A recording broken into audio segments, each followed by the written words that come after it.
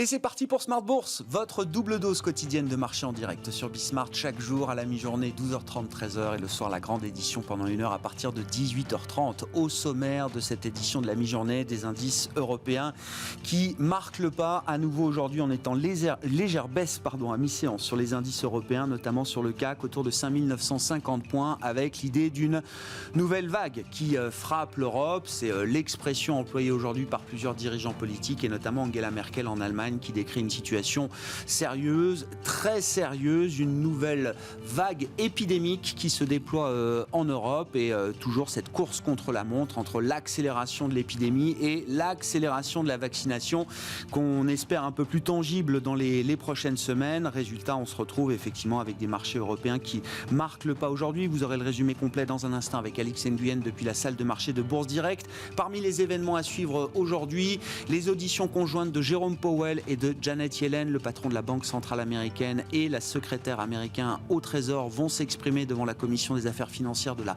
Chambre des représentants aujourd'hui et demain devant la commission bancaire du Sénat pour faire le point sur la stratégie monétaire et la stratégie économique des États-Unis, alors que la prochaine étape doit être le plan d'infrastructure.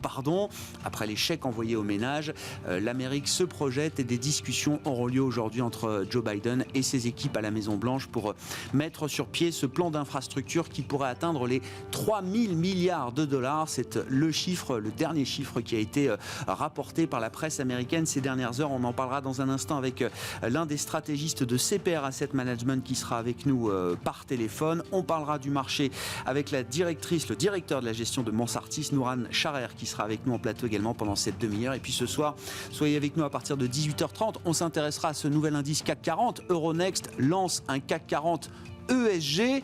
Qu'a-t-il de différent par rapport au CAC 40 traditionnel? Quelques valeurs sont intégrées dans le CAC 40 ESG sans être dans le CAC 40 traditionnel et d'autres ne sont pas intégrées. On en parlera ce soir avec nos invités de Planète Marché, notamment à partir de 18h30.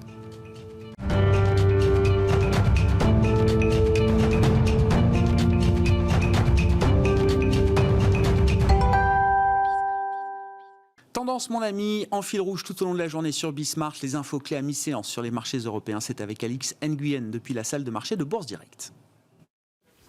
La bourse de Paris en recul à la mi-journée sur fond d'inquiétude en Europe où les restrictions sanitaires se multiplient dans l'espoir de contrer une troisième vague. L'Allemagne a d'ailleurs annoncé un prolongement de ces mesures de restriction jusqu'à la mi-avril, dont un confinement strict entre les 1er et 5 avril. Sur le plan des vaccins, l'Institut national américain des allergies et des maladies infectieuses semble sceptique quant aux données transmises par AstraZeneca. Des données qui correspondent aux résultats d'une vaste étude réalisée aux États-Unis, une étude dédiée à l'évaluation de l'efficacité de son vaccin. L'Institut juge en effet que certaines de ces données seraient obsolètes. Un rendez-vous cet après-midi avec Jérôme Powell qui a prévu 3 prises de parole cette semaine, dont une hier. Cette fois, il s'exprimera devant la commission des affaires financières de la Chambre des représentants. Il s'agit de sa première audition commune avec la secrétaire au Trésor Janet Yellen. Janet Yellen qui devrait mettre l'accent sur l'efficience du plan de relance. Jérôme Powell devrait quant à lui revenir sur une reprise de l'économie américaine qui va crescendo. L'audition devrait débuter à 17h, heure de Paris. Une attention particulière sera donc portée sur le marché obligataire. À noter également que le Trésor américain s'apprête à émettre pour 183 milliards de dettes à court et moyen terme. Sur le plan des statistiques, aujourd'hui, au Royaume-Uni, le taux de chômage a légèrement reculé à 5,0% contre 5,1% fin décembre. Aux États-Unis, nous connaîtrons aussi l'indice de la Fed de Richmond et les ventes de l'immobilier neuf. S'agissant des valeurs, toujours plus de rebondissements dans le feuilleton Veolia-Suez. Pour rappel, dimanche, Veolia a rejeté une proposition de Suez visant à engager des négociations via une offre des fonds Ardian et GIP. Cette fois, Veolia passe à l'offensive et déclenche plusieurs actions en justice. L'une d'entre elles cible les administrateurs de Suez, des administrateurs ayant voté l'activation de la fondation néerlandaise bloquant son OPA. Veolia envisage de leur réclamer plusieurs plusieurs centaines de millions d'euros en réparation du préjudice financier. Air Liquide s'engage et se fixe pour objectif d'atteindre la neutralité carbone d'ici 2050 avec 2 grandes étapes intermédiaires en 2025 et 2035. Trigano fait état d'une croissance de 17,6% de son chiffre d'affaires au premier semestre 2020-2021 à 1,4 milliard d'euros. Saint-Gobain a conclu aux États-Unis un accord d'achat d'énergie pour une période de 12 ans avec Invenergy. Streamwide a dévoilé des profits 2020 en forte hausse. Son résultat net en ressort multiplié par 2,9 à 3,3 millions d'euros. Total et Shenergy Group, le principal acteur du secteur de l'énergie à Shanghai, ont conclu des accords portant sur la fourniture par Total de gaz naturel liquéfié pour des volumes allant jusqu'à 1,4 million de tonnes par an.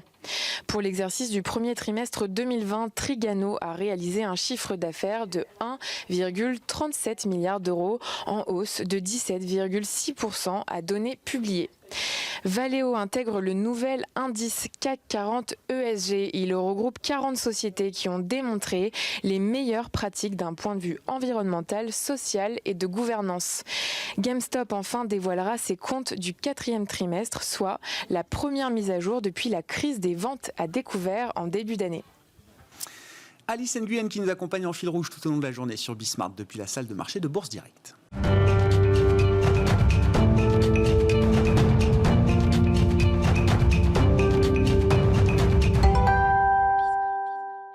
Et c'est Bastien Dru qui est avec nous pour entamer cette demi-heure de la mi-journée dans Smart Bourse sur Bismart, le responsable de la macro-stratégie thématique de CPR Asset Management. Bonjour et bienvenue Bastien. Merci d'être avec nous par téléphone. Je voulais qu'on parle avec vous du plan d'infrastructure américain. C'est la prochaine étape, le prochain étage de la fusée de la relance américaine. Il y a eu l'échec au ménage et maintenant donc le plan d'infrastructure qui sera visiblement un des sujets de discussion cette semaine entre Joe Biden et ses équipes. Le responsable de la presse de la Maison-Blanche hier disait devant les journalistes « It's coming soon ». Ça arrive bientôt, Bastien. Qu'est-ce qu'on peut... Alors évidemment, on réfléchit à ce sujet parce qu'il n'y a pas eu d'annonce officielle pour l'instant. On a un chiffre, 3 000 milliards de dollars. Ce « It's coming soon », comment est-ce qu'on peut l'interpréter? Comment est-ce qu'on peut y réfléchir, Bastien?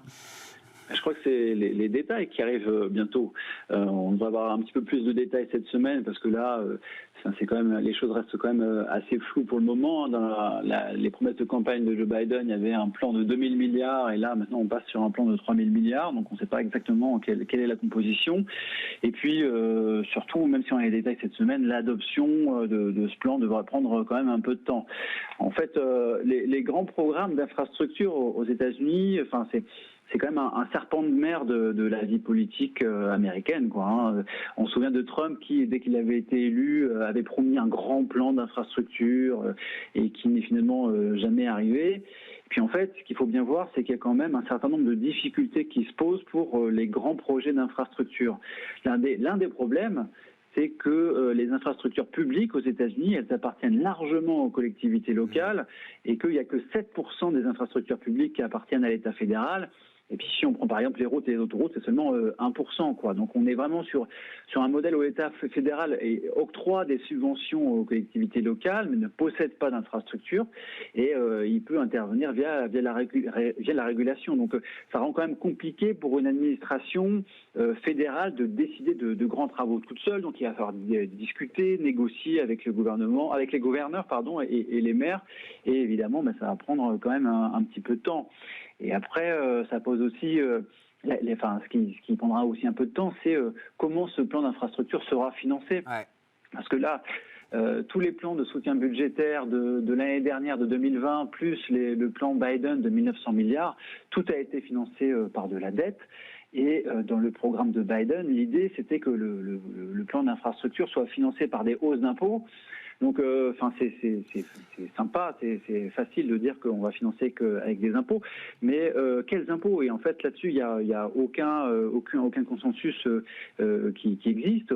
On a parlé de la hausse de l'impôt sur les sociétés, on a parlé de la hausse de l'imposition des ménages les plus fortunés, on a parlé aussi d'une possible hausse des taxes sur l'essence ou d'une possible taxe carbone. Et là, on sent bien qu'il n'y a vraiment aucun consensus entre les démocrates eux-mêmes, ni États-Unis, et encore moins entre les démocrates et les républicains, quoi. Et je dirais que finalement, la dernière grande difficulté qui se pose pour ce gros projet d'infrastructure, c'est la très très forte polarisation de la vie politique américaine. Il n'y a déjà pas de consensus entre les républicains et les démocrates sur les impôts, mais il n'y a pas non plus de consensus sur les priorités qu'il doit y avoir en termes de dépenses dans ce programme d'infrastructure.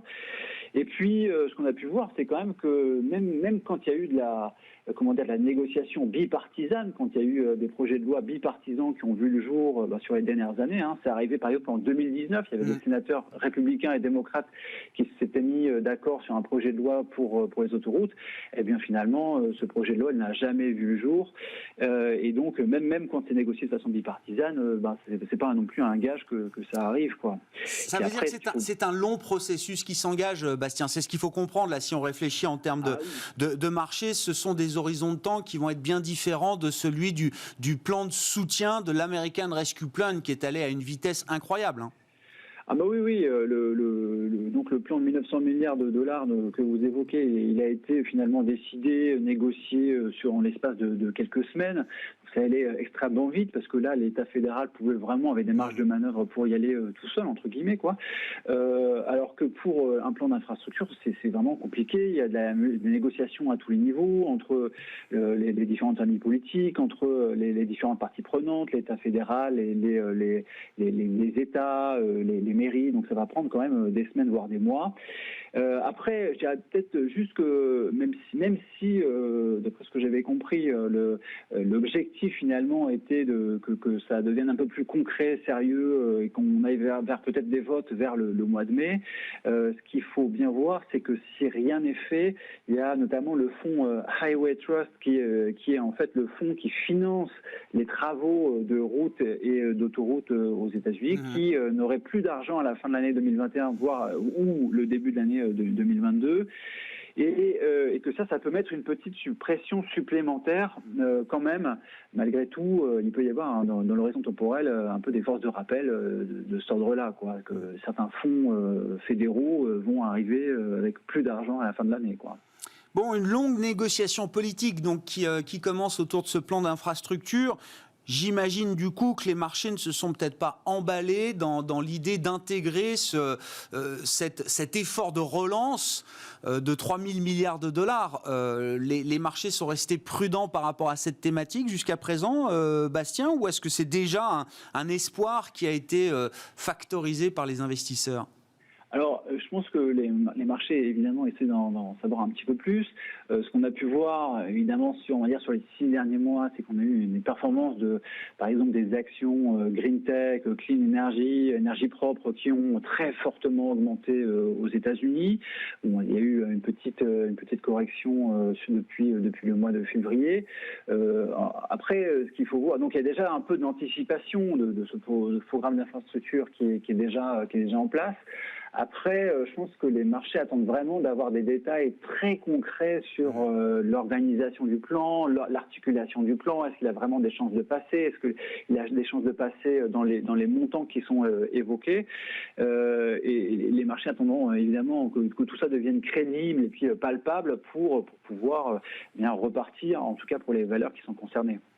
Quel type, alors évidemment c'est la question avec la réponse impossible, Bastien, mais justement quel type d'impact est-ce qu'on peut imaginer quand on parle d'un plan d'infrastructure de cette dimension-là, 3 000 milliards de dollars, alors qui se déploie sur plusieurs années, c'est ce qu'il faut bien comprendre. Encore une fois, c'est pas les chèques aux ménages qui sont signés un jour et envoyés dès le lendemain dans la boîte aux lettres des Américains, mais en termes d'impact économique, qu'est-ce que ça peut permettre, j'allais dire, à l'économie, à la croissance américaine ?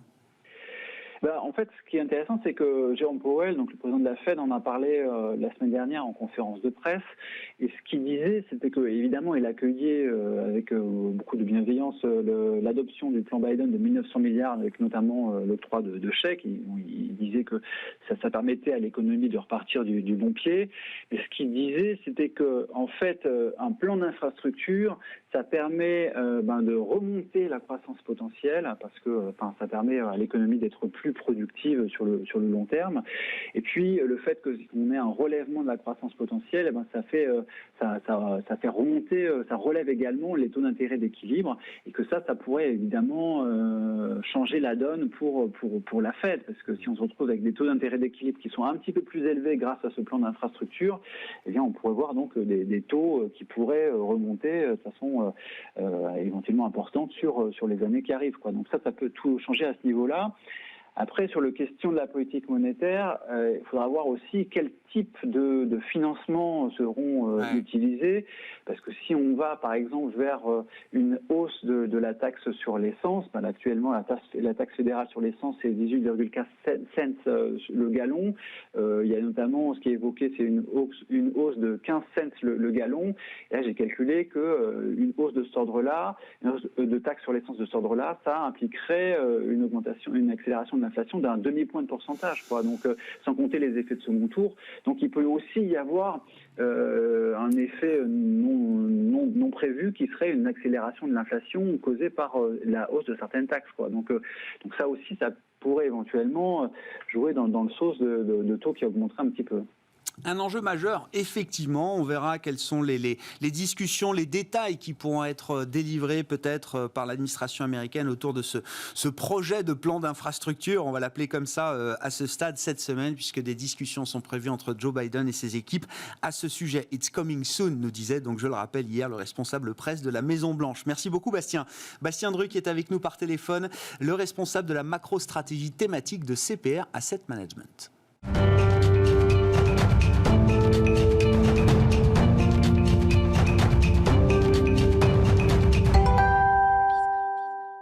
Et on poursuit cette demi-heure de Smart Bourse à la mi-journée avec Nouran Charer, à mes côtés, directeur de la gestion de Mansartis. Bonjour et bienvenue Nouran. Bonjour. Merci d'être avec nous. On est dans la phase de sortie de crise. Alors chacun est à son niveau en matière de sortie de crise. L'Europe sans doute en retard, l'Asie déjà devant, les États-Unis sont en train d'en sortir et c'est un peu ce qu'on présentait. C'est une crise atypique et donc une sortie de crise très atypique avec des divergences croissantes visiblement entre les économies. Oui, vous avez raison, on a eu une crise qui a été très singulière, donc on aura une sortie de crise très singulière qui est, je pense, caractérisée par trois choses. La première, c'est une reprise très rapide de la croissance économique mondiale, plus rapide qu'anticipée, à l'image de ce qu'a annoncé en fait l'OCDE, qui a révisé ses taux de croissance mondiale de 4,2% à 5,6% cette année. Le deuxième élément, c'est quand même une très forte hétérogénéité de la reprise. Effectivement, vous le disiez, la Chine est sortie en fait de la crise l'année dernière. Les États-Unis, ce sera cette année. Et en Europe, on retrouvera des niveaux de croissance 2019 en 2022. L'élément qui est important, c'est de comprendre comment on va sortir de cette crise. Et cette sortie de crise va devoir être suivie par les banques centrales de manière très fine, puisque les banques centrales ne pourront pas mener de politique monétaire restrictive tant qu'on ne sera pas assuré de la croissance autonome des pays et des États.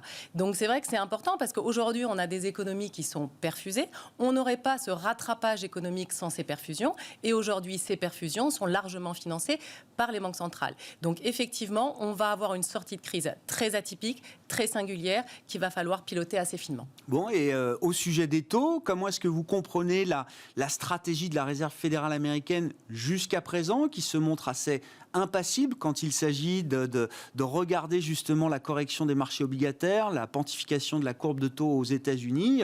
Jusqu'à aujourd'hui, Jérôme Powell n'a cessé de le répéter. Les mouvements sont cohérents avec les perspectives qu'on peut avoir. Et la Fed n'a rien à dire par rapport à ce qui se passe aujourd'hui. Le match sur le 10 ans américain, pour l'instant, s'est arrêté à 1,75%. C'est le dernier pic post-pandémie qu'on a marqué en fin de semaine dernière. Alors la hausse des taux, c'est vrai que si on regarde les éléments qui ont justifié en fait cette hausse des taux, il y a deux éléments. Il y a des éléments factuels. Donc on a, et je le disais, une reprise de la croissance économique aux États-Unis très forte. On va retrouver un niveau de croissance dès cette année aux États-Unis. Il est donc normal et cohérent de retrouver un niveau de taux en cohérence avec les niveaux de 2019. Donc on pourrait avoir effectivement une hausse des taux qui pourrait se prolonger jusqu'à 2%, mais on est plutôt dans un cycle de normalisation des taux. lié et cohérent avec le rattrapage économique. Et ça, c'est le sens du discours, effectivement, des banquiers centraux, de Jérôme Powell, qui dit, attention, aujourd'hui, effectivement, on est dans un cycle de rattrapage économique, la croissance n'est pas complètement autonome, donc on maintient des politiques monétaires accommodantes pendant au moins 3 ans. Ça, c'est la première chose. Le deuxième élément qui explique finalement cette hausse des taux aux États-Unis, c'est un élément qui est lié aux anticipations d'inflation. Aujourd'hui, les anticipations d'inflation sont remontées à 2,5%. Qu'est-ce que ça veut dire ? Ça veut dire que les investisseurs anticipent une inflation structurellement élevée sur les 10 prochaines années. Alors pourquoi on a eu une hausse de ces anticipations d'inflation ? Il y a 2 éléments qui expliquent cette hausse des anticipations d'inflation. Il y a la baisse tendancielle du taux de chômage et le plan de Biden. Quand on regarde la baisse tendancielle du taux de chômage, effectivement, on va avoir des bons indicateurs du côté des créations d'emplois et donc on va avoir un taux de chômage qui va baisser tendanciellement autour de 4,5%. Mais la relation historique entre le chômage et l'inflation n'est pas vérifiée. Quand on regarde ce qui s'est passé entre 2010 et 2019, on avait effectivement une baisse très forte du taux de chômage aux États-Unis qui ne s'est pas concrétisée par des tensions inflationnistes. On est tombé à 3,5% de taux de chômage au plus bas aux États-Unis, sous le mandat Trump. Oui, sans tension inflationniste. Et sans tension inflationniste. Qui était justifiée par des éléments structurels forts, tels que le vieillissement de la population, la digitalisation de l'économie. Ces tendances sont toujours là, voire ont été accélérées pendant la crise sanitaire. Donc ça, c'est la première chose. Quand on regarde le plan Biden, il ne faut pas oublier que c'est un plan de relance, mais qui est court terme, qui est temporaire et qui est lié à la crise sanitaire, avec plusieurs volets. Le premier volet, c'est effectivement améliorer en fait la demande des ménages les plus modestes affectés par la crise sanitaire. Et le deuxième volet, c'est effectivement diminuer les contraintes sanitaires et puis continuer à financer les campagnes de vaccination, à aider les institutions locales, etc. Le plan, et là vous en parliez tout à l'heure, le seul... Dans son programme, finalement, le seul plan qui est de nature à générer une croissance potentielle plus élevée aux États-Unis et donc à générer des tensions inflationnistes, c'est le plan d'infrastructure. Mais vous le disiez tout à l'heure, ce plan d'infrastructure, tant dans son adoption que dans son application, n'est vraiment pas acquis. Donc attention, aujourd'hui, la hausse des taux, c'est plutôt lié à la normalisation de l'activité économique. Attention à ne pas extrapoler cette tendance sans finalement sous-jacent économique réel de long terme. Ouais, donc vous dites, 1,75 c'est une grosse étape, 2% c'est peut-être l'objectif, ce serait un niveau d'équilibre confortable, acceptable pour tout le monde, ce 2%. Tout à fait, on retournerait sur les niveaux de 2019 avec des niveaux de croissance qui sont équivalents à ceux de 2019. Comment vous regardez le cas d'investissement de l'Europe au passage, Nourane ? Je disais en titre, voilà, la nouvelle vague, c'est l'expression qui est utilisée aujourd'hui par les dirigeants politiques pour parler de cette troisième vague de l'épidémie. En Allemagne, en Italie, en France, bien sûr. Est-ce que le cas d'investissement européen est structurellement pénalisé par les retards qu'on accumule sur le plan sanitaire, de la vaccination, sur le plan des politiques budgétaires également peut-être ? Mais quand on regarde, en fait, les tendances restent de toute façon les mêmes. C'est-à-dire qu'effectivement, on a, et ça c'est indéniable, une vraie différence dans l'accélération des campagnes de vaccination, que ce soit aux États-Unis, en Asie ou en Europe. Donc ça, c'est réel. Mais cela dit, en fait, au S2, on va avoir en Europe une tendance qui va s'accélérer et on sortira normalement, toutes choses égales par ailleurs, encore une fois, on devrait sortir en fait de cette crise sanitaire en 2022.